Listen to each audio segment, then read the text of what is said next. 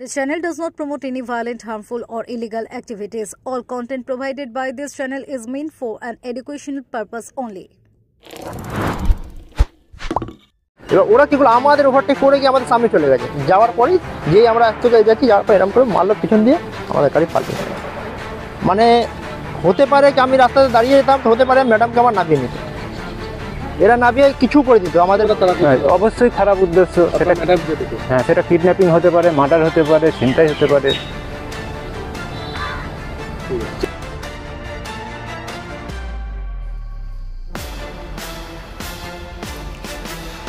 পুলিশের সুরেই সুর মেলালেন মৃত সুতন্দ্রা চট্টোপাধ্যায়ের গাড়ি চালক রাজদেও শর্মা। গাড়িটা শুধু পাল্টিছে একটাই কারণ, ওখানে একটা টয়লেট ছিল, টয়লেটে বাদিকের চাকাটা উঠে যায়, সেই হিসেবে নিয়ন্ত্রণ হারিয়ে গাড়িটা পাল্টিছে। কত স্পিড ছিল গাড়ির স্পিডটা কত ছিল? গাড়িটা মোটামুটি 190। যখন বলছিল যে গাড়িটা ধাক্কা মারলো পেট্রোল পাম্প থেকে বেরোনোর পরে, তখন কি কটূক্তি বা টিজিং হয়েছে কিছু? সেরকম তো আমার চোখে পড়েনি, কিন্তু ড্রাইভারটার দিকে আমি একবার বাদিকের কাজ দিয়ে দেখেছি যে আমাদের দিকে তাকাচ্ছিল, কিন্তু কোনো ইশারা বা গলার ভয়ে সেরকম আমি পাইনি। যেহেতু কাজ তোলা ছিল, ওরা কি কিছু বলেছিল যে গালাগাল দিয়েছিল? সেরকম কোনো গলার ভয়েস আমরা পাইনি। তা প্রথম দিন তো তুমি বলে টিজিং হয়েছে? না, প্রথম দিন টিজিং বলতে আমাদের দিকে তাকাচ্ছিল, আমাদের আগে যাচ্ছিল, একবার স্লো হচ্ছিল, এবার পেছনের সিটে যারা বসেছিল তারা কি দেখেছে সেটা তো আমি বলতে পারছি না। সেটা আমি যেটুকু পেছনের সিটে যারা ছিল তারা তো, আমি একবার তাকিয়ে দেখতে গেছি, আমার কোনো চেনাশোনা ড্রাইভার নয় তো, আমাদের ওখানকার লোকাল কোনো গাড়ি নয় তো। আপনি যে টিজিং এর যে অভিযোগটা করেছিলেন, তাহলে সেটা কি বলবেন? না, টিজিং বলতে ওদের কোনো গলার ভয়েস পাইনি, শুধু একবার তাকিয়েছে।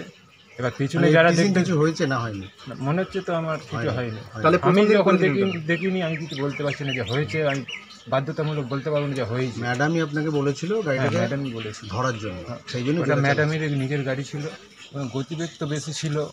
আমাকেও এখন নিজেকে নিজে ছোট মনে হচ্ছে, যেটা আমি কী করে ফেললাম। আমি সবাইকে বাঁচাতে পারলাম, আর একজনকে বাঁচাতে পারলাম না। তোমাদের বলতে তোমরা তাহলে প্রথমে বলেছিলে কেন যে টিজিং হয়েছে, ওরা আমাদের ধাওয়া করেছে, আমাদের গাড়িতে ধাক্কা মেরেছে? না, ধাক্কাটা অবশ্যই মেরেছে, ধাক্কা এখনই বলছি ধাক্কা মেরেছে। কবার মেরেছে ধাক্কাটা? প্রথম ন্যাশনাল হাইওয়েতে একবার মেরেছে, তারপর ওনাদের ওভারটেক করে আমি একবার দাঁড় করবার চেষ্টা করি, আমাদের গাড়ি থেকে একজন নামে পেছন থেকে, ডান থেকে। কে নামে? না, প্রদীপ না, মন্টু নেমেছিল, দিয়ে মন্টু নেমেছিল। তারপর আবার উঠে পড়ে ম্যাডাম আবার বলে ওনাকে একটু দাঁড় করাতে, তখন আমি গাড়িটাকে টেনেছিল, মানে ওই ওল্ড জিটি রোডের মধ্যে, মানে যেটা সিসিটিভি ক্যামেরায় দেখা গেছে। তখন ওর গাড়ি আমার আগে, তখন আর ওকে আমি ওভারটেক করতে পারিনি। আচ্ছা, মানে টানার কারণটা কি ছিল? কারণ মানে ও মেরে আমাকে চলে গেল, কেন মারলো, ওকে একটু দাঁড় করা। না, তুমি তাহলে এই হঠাৎ এই টিজিংটা আনলে কেন? ইন্টিউশন আমি আনিনি তো। প্রথম দিন কে বলেছিল টিজিং এর কথা? প্রথম দিন কে বলেছিল? ওটা যারা পেছনে বসেছিল। তোমার তো বক্তব্য যে এরকম ওরা কটূক্তি করেছে বলতে আমাদের দিকে তাকাচ্ছিল, এইটুকুনি আমার বলা ছিল। তোমায় কি বলতে বলেছিল? মানে পিছনে যারা বসেছিল তারা কি এটা বলতে বলেছিল? না, তাদের বুদ্ধি কোনো নেইনি। আমার চোখের সামনে যেটা সবসময় জল। গাড়ি উল্টে রবিবার রাতে পানাগড়ের 19 নম্বর জাতীয় সড়কে ইভেন্ট ম্যানেজমেন্ট সংস্থার অন্যতম কর্ণধার সুতন্দ্রা চট্টোপাধ্যায়ের মৃত্যু হয়। প্রথম দিকে এই দুর্ঘটনার নেপথ্যে ইফটিজিং আছে বলে দাবি উঠেছিল, কিন্তু শুক্রবার সেই অভিযোগ খারিজ করে দিলেন গাড়ি চালক রাজদেও শর্মা। গত 23 ফেব্রুয়ারি রাত্রি 12টার পর পশ্চিম বর্ধমানের পানাগড়ে 19 নম্বর জাতীয় সড়ক এবং জিটি রোডে দুটি গাড়ির মধ্যে ধাক্কা লাগে। পরে তুলনায় ছোট গাড়িটি অর্থাৎ সুতন্দ্রার গাড়িটি উল্টে যায়। তিনি সামনে গাড়ি চালকের পাশে বসেছিলেন, গাড়ির পিছনে আরো কয়েকজন ছিলেন। ওই দুর্ঘটনায় গাড়িতে থাকা শুধুমাত্র সুতন্দ্রারই মৃত্যু হয়। ঘটনার পর দাবি ওঠে আরেকটি সাদা গাড়ি সুতন্দ্রার গাড়িটিকে ওভারটেক করছিল। ওই সাদা গাড়িতে থাকা কয়েকজন সুতন্দ্রাকে লক্ষ্য করে অশ্লীল ইঙ্গিত করছিল, ফলে তার গাড়িটি গতি বাড়িয়ে যাওয়ার সময় উল্টে গিয়ে দুর্ঘটনা ঘটে। ঘটনার পরদিন 24 ফেব্রুয়ারি গাড়ি চালক রাজদেও শর্মা দাবি করেছিলেন রাত্রি 12:30 নাগাদ দুর্ঘটনা ঘটে। আমরা চন্দননগর থেকে আসছিলাম, পুরনো হাই রোডে পেট্রোল পাম্প থেকে গাড়িতে তেল ভরা হয়, তারপর 8 কিলোমিটার গাড়িটি যায়নি। একটি সাদা গাড়ি এসে ডান দিকের গেটটা দিয়ে আমার বাঁদিকে পুরো চেপে দিল। ডিভাইডারের ওপর গাড়িটি তুলে দেওয়ার চেষ্টা করেছিল, পারেনি। এরপর আমি থানার রাস্তা ধরেছিলাম, তখন বাঁদিক থেকে এসে ওভারটেক করে আবারও ধাক্কা মেরে গাড়িটিকে উল্টে দেয়। সেদিন তিনি আরো বলেছিলেন গাড়িতে পিছনে 3 জন ছিলেন, সামনে আমার পাশে ছিলেন ম্যাডাম অর্থাৎ সুতন্দ্রা চট্টোপাধ্যায়। সাদা গাড়িতে 5 থেকে 6 জন ছেলে ছিল। ওরা বাজে ইঙ্গিত করছিল, টোন টিটকিরি দিচ্ছিল, হাত দেখাচ্ছিল, কিছু উদ্দেশ্য ছিল। পাল্টা হয়ে যাওয়ার পর আমার গাড়ি থেকে দুটো ছেলে যা করে কষ্ট করে নেমে যায়। ওনাদেরও গাড়ির একটা টায়ার বাস্ট হয়ে যায়, ঠিক আছে। বাস্ট হয়ে যাওয়ার পর ওনার গাড়ির চাবি আমাদের গাড়ির একটা স্টাফ খুলে নেয়, খুলে নিয়ে আমাদের স্টাফকে বুকে ঘুষি মেরে ওনারা সব ফারার হয়ে গেছে। ওনাদের গাড়ির চাবি, গাড়ি আটক হয়েছে। খারাপ উদ্দেশ্য নেই ওরা, তারা অবশ্যই খারাপ উদ্দেশ্য। সেটা হ্যাঁ, সেটা কিডন্যাপিং হতে পারে, মার্ডার হতে পারে, ছিনতাই হতে পারে। 4 দিনের মাথায় তিনি বদলে ফেললেন বয়ান। এই দুর্ঘটনার সঙ্গে ইফটিজিং এর কোনো সম্পর্কই নেই। তাকে প্রশ্ন করা হয় যে তিনি প্রথমে ইফটিজিং এর কথা বলেছিলেন, তখন গাড়ি চালক রাজদেও শর্মা বলেন, না, ইফটিজিং এর কোনো ব্যাপার নেই। আমি বারবার বলেছি, ওই গাড়ির দিকে আমি এক ঝলক তাকিয়েছিলাম, বুঝতে চেষ্টা করছিলাম আমার চেনা শোনা কোনো ড্রাইভার গাড়িটি চালাচ্ছে কিনা। গাড়ি চালক রাজদেও আরো জানান, সাদা গাড়িটি তাদের গাড়িতে ধাক্কা মারে ওল্ড জিটি রোডে ঢোকার কিছুটা আগে।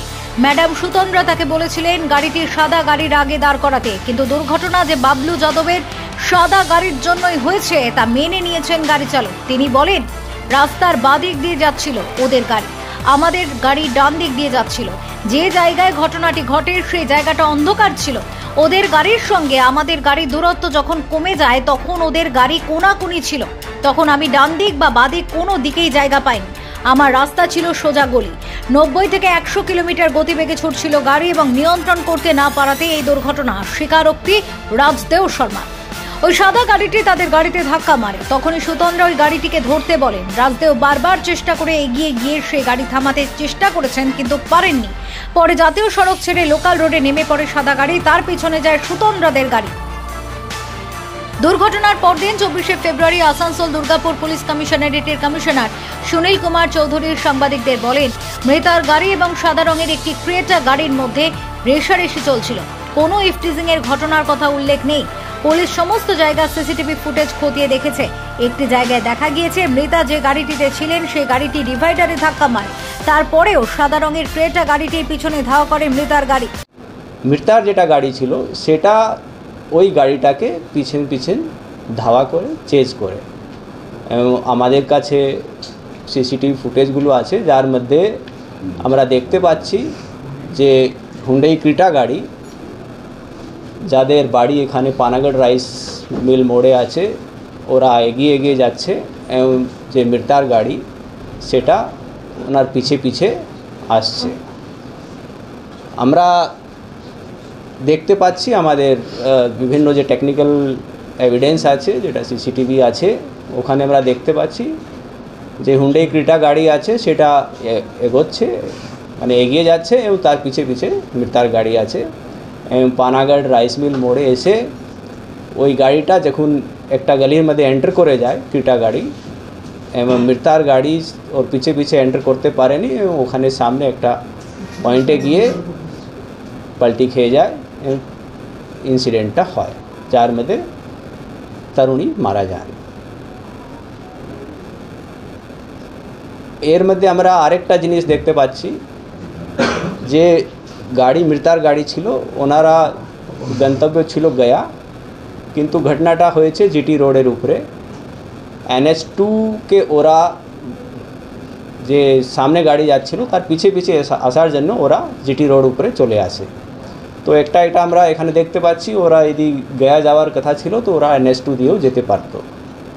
তো এখানে আমরা ড্রাইভারকে এবং যে মৃতার সঙ্গে আরও প্যাসেঞ্জার ছিল তাদেরকে জিজ্ঞাসাবাদ করেছি এবং যে ওনারা লিখিত কমপ্লেন্ট দিয়েছেন তার মধ্যেও বেসিক্যালি যে দুটা গাড়ির মধ্যে রস্সাকসির কথাও বলা আছে। আমরা আজকে সকাল থেকে এখানে দেখলাম বিভিন্ন চ্যানেলে, বিভিন্ন মিডিয়াতে একটা মোটিভেটেড একটা ক্যাম্পেইন চলছে। শেষ পর্যন্ত এই তত্ত্বেই সায় দিল সুতন্দ্রা চট্টোপাধ্যায়ের গাড়ি চালক Rajdeo Sharma. Bureau report, Kolkata Mirror. যেটা বলেছিল যে প্রথম ন্যাশনাল হাইওয়েতে আমাকে একবার মারা হয়েছিল, গাড়িটা মারার পর ডিভাইডে চলে দেওয়ার চেষ্টা করেছিল। তখন ম্যাডাম গাড়িতে বসেছিল। ম্যাডাম বললো গাড়িটাকে দাঁড় করো। গাড়িটাকে ওভারটেক করে আমরা দাঁড়িয়েছিলাম। তারপরেও গাড়িটা পালিয়ে যায়। তারপর থেকে সেই গাড়িটাকে আর আমি ওভারটেক করতে পারিনি।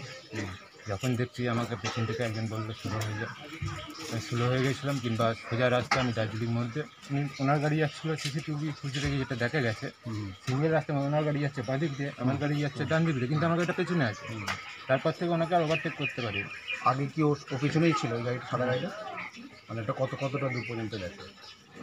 মানে ওটা পেছনে ছিল বলতে ন্যাশনাল হাইওয়ে থেকে যে রাস্তা যেটি রোডটা ঢুকছে, ঢুকেই দুটো বাম্পার আছে, বাম্পারের সামনে আমি দাঁড়িয়ে গেছিলাম, তখন ওনার গাড়ি আমার পেছনে হয়ে যায়। তুমি কি চেস করছিলে গাড়িটাকে, ফলো করছিলে জোরে? না, সেটা ম্যাডাম আমাকে মারার দিয়ে পালিয়ে যাওয়ার পর ম্যাডাম আমাকে বলেছিল গাড়িটাকে দাঁড় করাতে। গাড়িটাকে দাঁড় করাতে সেই ম্যাডামের কথা শুনে আমি গাড়িটা ঢুকিয়েছিলাম। আচ্ছা, মানে হাইওয়ে থেকে নামিয়ে দিয়েছিল? হাইওয়েতে পুরনো জিটি রোডে ঢুকে যখন দেখলে হাইওয়ে থেকে হ্যাঁ ওরা নেমে যাচ্ছে তখন ওদেরকে ফলো করলো? হ্যাঁ, এবার ওই দার্জিলিং মোড় থেকে আবার ওই রাস্তাটা হাইওয়েতেই উঠে যাচ্ছে। আচ্ছা, ঘুরে গিয়ে না, সোজাই উঠে যাচ্ছে, ওই রাস্তাটা হাইওয়েতে আবার মিলে যাচ্ছে, ওটাই পুরনো হাইরোড ছিল আগে। মানে ওটা চেনা জায়গা তোমার, হ্যাঁ, চেনা ওখান জায়গা। থেকে কি উঠে যায়? হ্যাঁ, ওটা চেনা যায়। কিন্তু গাড়িটাকে কি দাঁড় করাতে পারছিলে না? ওরা আমাদের গাড়িটাকে আরেকবার দাঁড় করাবার চেষ্টা করেছিল। সেই যখন দাঁড় করাবার চেষ্টা করে আমি ডান দিকে যখন গলিটা পাই, গাড়িটা পাল্টে খেয়েছে ডান দিকের গলিতে, মেন রোডে না, ওই ডান দিকের গলিতে আমি সবাইকে বাঁচাবার চেষ্টা করি। গাড়িটা যদি ডান দিকে আমি ঢুকিয়ে নিতে পারি তাহলে সবাই বেঁচে যাবে। গাড়িটা শুধু পাল্টে খেয়েছে একটাই কারণ, ওখানে একটা টয়লেট ছিল, টয়লেটে বাঁদিকের চাকাটা উঠে যায়, সেই হিসেবে নিয়ন্ত্রণ হারিয়ে গাড়িটা পাল্টে খেয়েছে। কত স্পিড ছিল গাড়ি? গাড়ির তো তখন আমার মিটারের দিকে অত চোখ ছিল না, আমার চোখ ছিল খালি রাস্তার দিকে। তুমি তো চালাও গাড়ি? না, স্টিয়ারিং যতটা কাটাবার ততটাই কাটি, ওর থেকে তো বেশি গাড়ির স্পিড স্পিডটা কত ছিল? গাড়িটা মোটামুটি 190 100 হবে। যখন বলছিলে যে গাড়িটা ধাক্কা মারলো পেট্রোল পাম্প থেকে বেরোনোর পরে, তখন কি কটূক্তি বা টিজিং হয়েছে কিছু? সেরকম তো আমার চোখে পড়েনি, কিন্তু ড্রাইভারটার দিকে আমি একবার বাদির কাজ দিয়ে দেখেছি যে আমাদের দিকে তাকাচ্ছি, কিন্তু কোনো ইশারা বা গলার ভয়ে সেরকম আমি পাইনি, যেহেতু কাজ তোলা ছিল। ওরা কি কিছু বলেছিল যে গালাগাল দিয়েছিল? সেরকম কোনো গলার ভয়েস আমরা পাইনি। তা প্রথম দিন তো তুমি বলে টিজিং হয়েছে? না, প্রথম দিন স্টেজিং বলতে আমাদের দিকে তাকাচ্ছিল, আমাদের আগে যাচ্ছিল, একবার স্লো হচ্ছিল, এবার পেছনের সিটে যারা বসেছিল তারা কি দেখেছে সেটা তো আমি বলতে পারছি না, সেটা আমি যেটুকু পেছনের সিটে যারা ছিল তারা তো শুধু আমি একবার তাকিয়ে দেখতে গেছি, আমার কোনো চেনাশোনা ড্রাইভার নয় তো, আমাদের ওখানকার লোকাল কোনো গাড়ি নয় তো, এই অনুযায়ী আমি বল যাচ্ছি একবার বাদিকে মুখটা দেখেছি। ওরা কি ভেতরে মদ খাচ্ছিল জানো? তবে মদের গ্লাস যখন পাওয়া গেছিলো খাচ্ছিল, কিন্তু খেতে তো দেখিনি। না এই আমি যে এক ঝলকি খালি ওদের দিকে তাকিয়েছিলাম, ড্রাইভারটা আমাদের দিকে তাকাচ্ছে। না আপনি যে ইপটিজিং এর যে অভিযোগটা করেছিলেন তাহলে সেটা কি না বলবেন? না, ইফটি সিং বলতে ওদের কোনো গলার ভয়েস পাইনি, শুধু একবার তাকিয়েছে। এবার পিছনে যারা দেখতে কিছু হয়েছে না হয়নি? মনে হচ্ছে তো আমার কিছু হয়নি। তাহলে আমি যখন দেখিনি আমি কিছু বলতে পারছি না যে হয়েছে, আমি বাধ্যতামূলক বলতে পারবো না যে হয়েছে। ম্যাডামই আপনাকে বলেছিল গাড়িটাকে ম্যাডামই বলেছি ধরার জন্য, সেই জন্য ওটা ম্যাডামের নিজের গাড়ি ছিল। এখন ম্যাডামের মা বলছেন যে তুমি এবং গাড়িতে আরও যারা ছিল এবং ওদের গাড়িতে যারা ছিল সকলকেই গ্রেপ্তার করুক বা আটক করে পুলিশ জিজ্ঞাসাবাদ করুক কার দোষে মেয়েটা মারা গেল। কি বলবে?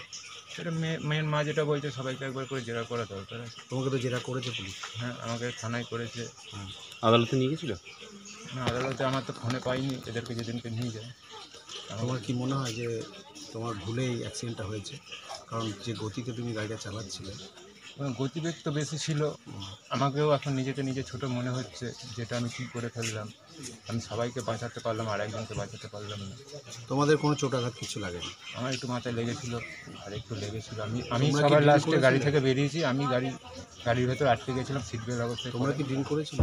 না না, কেউ করেনি? না, আমাদের এখান থেকে বেরিয়েছিলে 10টা? আমরা যাচ্ছিলাম বিহার, যেহেতু গাড়ির মালিক আমাদের সাথে আছে, আমাদের কী করে ড্রিঙ্ক না করতে বলছি হবে? এখান থেকে 10টায় বেরোলে, ওখানে পৌঁছলে কটায়? এখান থেকে আমরা বেরিয়েছিলাম 9টার সময়। হ্যাঁ, বেরিয়ে ওখানে মোটামুটি আমাদের সঙ্গে ঘটনাটা ঘটেছে 12টা 20 থেকে 12:30 এরকম। ওই তেল ভরে যখন বেরোচ্ছ? তেল ভরে তাও অনেকটা চলে গেছিলাম, অনেকটা যাবার পর এই ঘটনাটা ঘটে। আচ্ছা, তো এখন ওর মা যে বলছে, সুতন্দ্রার মা বলছে যে সবাইকেই সন্দেহ করছে যে, সেটা একটা স্বাভাবিক, উনি স্পটে ছিলেন না, দূর থেকে ওনার মনে এখন যেটা আসছে সেটা বলতে তা চাই। তোমরা তাহলে প্রথমে বলেছিলে কেন যে টিজিং হয়েছে, ওরা আমাদের ধাওয়া করেছে, আমাদের গাড়িতে ধাক্কা মেরেছে? না, ধাক্কা তো অবশ্যই মেরেছে, ধাক্কা এখনই বলছি ধাক্কা মেরেছে। কবার মেরেছে ধাক্কাটা? প্রথম ন্যাশনাল হাইওয়েতে একবার মেরেছে, হুম। তারপর ওনাদের ওভারটেক করে আমি একবার দাঁড় করার চেষ্টা করি, আমাদের গাড়ি থেকে একজন নামে পেছন থেকে, ডান দিক থেকে। কে নামে? তারপর- প্রদীপ? না, প্রদীপ না, মন্টু নেমেছিল দিয়ে? তারপরে মন্টু নেমেছিল, তারপর আবার উঠে পড়ে ম্যাডাম আবার বলে ওনাকে একটু দাঁড় করাতে, তখন আমি গাড়িটাকে টেনেছিলাম টেনেছিল? মানে ওই ওল্ড জিটি রোডের মধ্যে। মানে যেটা সিসিটিভি ক্যামেরায় দেখা হ্যাঁ, গেছে? যেটা তখন ওর গাড়ি আমার আগে, তখন আর ওকে আমি ওভারটেক করতে পারিনি। আচ্ছা, মানে টানার কারণটা কি ছিল? কারণ মানে ও মেরে আমাকে চলে গেল, কেন মারলো? ওকে একটু দাঁড় করা। এটা ম্যাডাম বলেছিল। মানে দুবার মারা হয়েছিল গাড়িতে ধাক্কা? ন্যাশনাল হাইওয়েতে একবার মারা হয়েছিল, তারপর যখন ওল্ড জিটি রোডে ও ঢুকে যায়, আমিও ওর পেছনে গিয়ে সামনেই দাঁড় করিয়ে দিই ওর গাড়ি, কিন্তু ও কোনো রকমভাবে আবার পালিয়ে যায়। তারপর যে পালিয়ে যায় তারপর আর ওকে দাঁড় করাতে পারি। মানে তখন ধাক্কা মেরেই পালিয়ে যায়। তুমি কতদিন গাড়ি চালাচ্ছ? তাও আমি 2007 থেকে। এদের গাড়িটা? এদের গাড়িটা আমি 1 মাস এখনো হয়নি, এর আগেও চালিয়েছি। এর মোটামুটি 1 বছর কি 8-9 মাস ধরে যখন ডাকে তখন যায়। মা বললো যে তুমি নিয়ে যেতে মাঝে মানে রাতেও? ওনার মাও আমার গাড়িতে চেপেছে। হ্যাঁ বললো সেটা। রাতেও কি তুমি ইয়ে করো, মানে নিয়ে যাও ওকে নিয়ে রাতে যেতে? রাতে বলতে নাই, আমরা বিয়ে বাড়িতে এসেছিলাম, বিয়ে বাড়ি মিটে গেছিলো 22 তারিখ, সারাদিন রেস্ট নিয়েছিলাম সবাই। এবার রেস্ট নিয়ে আমরা 9টার সময় এখান থেকে রওনা দিয়েছিলাম। গয়ে যাচ্ছিলে। না তুমি তাহলে ওই হঠাৎ এই টিচিংটা আনলে কেন? ইন্টারেস্টিং আমি আনিনি তো, প্রথম দিন কে বলেছিল টিচিং এর কথা? প্রথম দিন কে বলেছিল? ওটা যারা পেছনে বসেছিল। যে তোমার তো বক্তব্য যে এরকম ওরা কটূক্তি করেছে। তুই করেছে বলতে আমাদের দিকে তাকাচ্ছিল, এইটুকুনি আমার বলা ছিল। তোমায় কি বলতে বলেছিল, মানে পিছনে যারা বসেছিল তারা কি এটা বলতে বলেছিল? না, তাদের বুদ্ধি কোনো নেইনি। আমার চোখের সামনে যেটা সবসময় জল